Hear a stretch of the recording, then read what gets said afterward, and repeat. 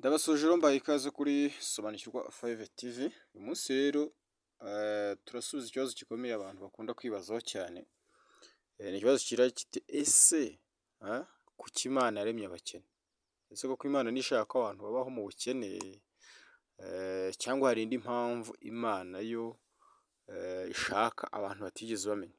Reka dusobanukirwe kuri Bibiliya ndetse turebe n'icyo abafilozofi babivugaho, yewe ndetse tujye no mu buzima bwacu busanzwe, hanyuma turebe neza iki kibazo gikunda kwibazwa n'abantu benshi. Rero mbahaye ikaze kandi nabasaba kugira ngo mukore subscribe, cyane cyane nyine abantu bashya, kugira ngo ibiganiro byacu by'ubwenge bijye bikugeraho 5/5. Rero ikibazo cya mbere ni iki ngiki. Ubundi Imana ntabwo yigeze irema abantu b'abakene.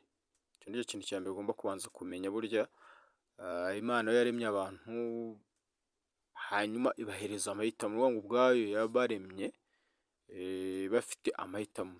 Rero bivuga ko Imana yaremye umuntu afite amahirwe angana, ariko amahitamo, ibihe, imiryango n'isi, ibi ni byo akenshi usanga bigenda bitandukanya abantu. Ariko ubundi mu by'ukuri umuntu we Imana yari yamuhaye uburyo bwose bushoboka. Rero usanga nko mu Migani 22 kabiri avuga ngo umukire n'umukene bahurira ahantu hamwe, ngo kandi uwabaremye ni umwe. Umukire n'umukene bivuze yuko mu by'ukuri Imana yo yabaremye kimwe. Ntabwo Imana yigeze irema umuntu ukwe n'undi ukwe. Hanyuma icya kabiri rero, icya kabiri, ubukene buriya ari ikintu usanga buturuka ku bintu bitarimo n'Imana, cyangwa se bitari Imana. Buriya icya mbere ni nko kuvuga ngo ashobora kuba ari nk'amateka y'igihugu, wenda bikagenda nko ku miyoborere mibi, intambara, ubumenyi buke, imiterere cyangwa se imyanzuro n'umuntu ashobora gufata.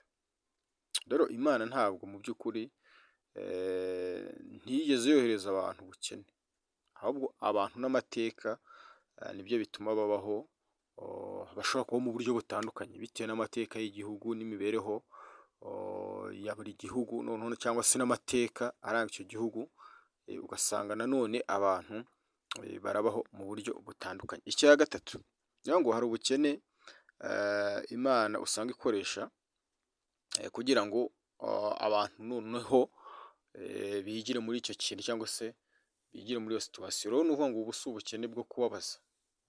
Ubukene Imana, icyo kintu Imana irimo irakunyuzamo, ntabwo ari ikintu cyakabaye kugira ngo kikubabaze, ahubwo aba ari uburyo bwo kugira ngo uburyo bwo kukwigisha, ikakwigisha mu by'ukuri, noneho ugakora mu mitekerereze, ugakora mu bitekerezo, hanyuma hakazamo wenda n'uburyo bwo kugira ngo uce bugufi, wicishe bugufi, noneho kandi umenye no gutandukanya agaciro k'ubuzima ndetse n'imitungo.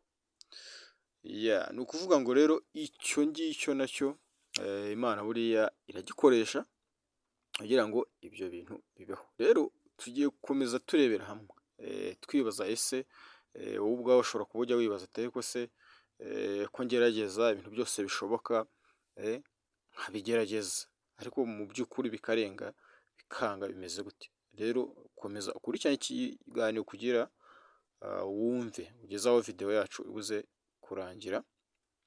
Kandi nanone niba uri kugenda ushimishwa n'iki kiganiro cyangwa se n'ibiganiro byacu, ukomeza kuri subscribe kugira ngo ibiganiro byacu bijye bikugeraho 5/5.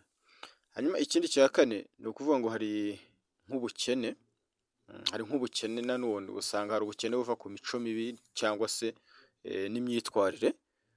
Ugasanga hari ukuntu umuntu nyine yitwara, imico y'umuntu none imuteje ibibazo. Rero bivuga ko rimwe na rimwe ubukene hari n'igihe umuntu abukorerwa kabisa, hari n'igihe umuntu abukorera ku giti cye. Umuntu ugasanga niwe ubwiteje, ari byo navuga ngo umuntu arabukorera nyine, ugasanga niwe ubwikururiye.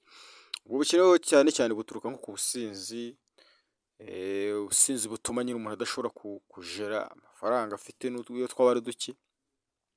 Ikindi gutwarwa n'irari ry'ubusambanyi, amafaranga yose ukayamarira mu ndaya. Hanyuma ugasanga rimwe na rimwe ugasanga wanyereza amafaranga, rimwe na rimwe ugasanga uragira ubunebwe. Noneho ikindi ugasanga nta n'ubwo umenya kwiteganyiriza. Rero iyo usomye nka Imigani ibice 10 ku murongo wa 4 baravuga ngo ukuboko k'umunebwe gutera ubukene. Ukuboko k'umunebwe usanga hano Bibiliya ivuga yuko ngo gutera iki?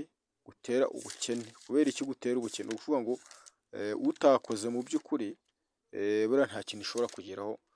Niyo mpamvu mu Migani mu bice byayo 10 ku murongo wa 4 havuze ngo ukoresha ukuboko k'udeha azakena, ariko ukoresha uk'umunyabwenge, uk'umunyamwete ngo ariko ukuboko k'umunyamwete gutera ubukire.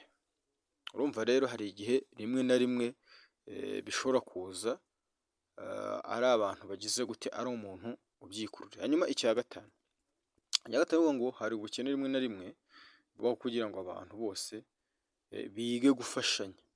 Abantu bose bige gufashanya kabisa. Ngo iyo abantu bose baba abakire, nanone nta gahunda y'ubutabazi, nta mfashanyo, nta rukundo byagomba kuba hagati y'abantu, urumva ko ntabwo byari gushoboka. Iyo abantu twese tuza kuba tumeze kimwe, nose urumva ibi bintu nyine byari kuba ari ibintu bisobanutse se?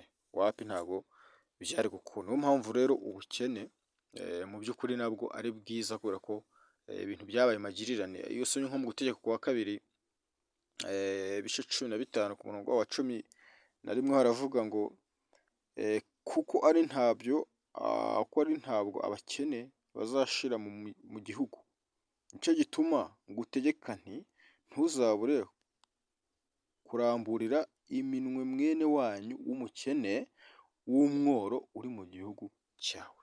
Ntabwo rero abakene mu by'ukuri babaye kuva kera, kandi nanone hakabaho na bimwe twavugaga mu bintu bijyanye no gufashanya kugira ngo ubuzima nyine bukomeze, haba hagati y'umukene cyangwa se hagati y'umukire. Ikindi hari n'impano, ni ukuvuga ngo n'impano ziba mu bantu bagendera mu nzira yihariye. Ni ukuvuga ngo nk'abantu bamwe na bamwe cyangwa se abantu bakura, hari nk'abantu bamwe usanga bakura abantu mu bukene bakagera ku butunzi bunatangaje kabisa, kuko Imana iba yagize gute, bazamuye mu buryo bwo kugera ku mugambi wayo. Ni ukuvuga ngo Imana ikabazamura, ikabaha ubutunzi butunguranye, ugasanga abantu bageze ku mugambi wayo, ariko ariyo yagize gute, ariyo yabazamuye. Rero hari abantu bashobora kugera ku bwo butunzi. Rero Imana mu by'ukuri ntiyaremye ubukene, ahubwo Imana itanga inzira yo kubuvamo, kubera ko Bibiliya igaragaza ko Imana ishaka ko umuntu atera imbere, kandi ikindi akabaho mu buzima bwiza. Buriya Imana yo nicyo kintu mu by'ukuri yakomeje kugenda ishyira imbere y'umuntu wese yaremye, ari nayo mpamvu Imana yamuhaye amahitamo kugira ngo ahitemo ikimukwiye, ahitemo icyo agomba gukora. Rero ubukene buraremerwa, icyo ni icya mbere. Usanga nyine buremereye isi. Abantu babayeho mu bukene mu by'ukuri birumvikana aba ari ikibazo, ari amaleta bafite ikibazo, mbega ni ngo ahantu hose haba hari ikibazo. Rero ni ngo rero Imana icyo yemera, buriya ubukene buraremerwa mu isi, ariko Imana yo yemera abantu kubuhindura. Ubukene bushobora kuba buriho bukakuzonga, bukagira gute, ukabona impande n'impande, ariko kandi nanone burya Imana yo ikaba yakwemera ko n'ubwo bukene n'ubwo buhari, ariko buriya buhinduka. Rero icya mbere ni ukuvuga ngo muri icyo ngicyo intego si uko umuntu aguma mu bukene, burya ntabwo ariyo ntego y'uko uguma muri ubwo bukene, ahubwo ushobora no gukoresha amahirwe yawe Imana yaguhaye, ugakoresha ubumenyi, ugakoresha ubwenge, ugakoresha imbaraga, ugakoresha igihe, yewe ukanakoresha n'impano yawe. Ibyo ngibyo rero iyo ubikoresheje, muri make ibintu byose bigenda neza. Rero ubukene mu by'ukuri ntabwo ari impano y'Imana, ahubwo ni kimwe mu bibazo by'isi kandi Imana yabihaye abantu, yabishyizeho, ariko kandi nanone ishyiraho n'ubushobozi bwo kugira ngo icyo kintu gikemuke. So rero iyo dukoresha ubwenge, umwete, ubumenyi, urukundo hagati yacu, haba amahirwe ndetse yo gukemura icyo kibazo, cyangwa se haba n'amahirwe yo kuba twarenga ikibazo cy'ubukene. Rero murakoze kudukurikirana kuri Sobanukirwa 5 TV. Niba inyigisho yacu rero yakunyuze, wakanda like, ugakanda subscribe, kandi ugasangiza n'abandi. Tuzagarukireho duhurira mu kiganiro gitaha.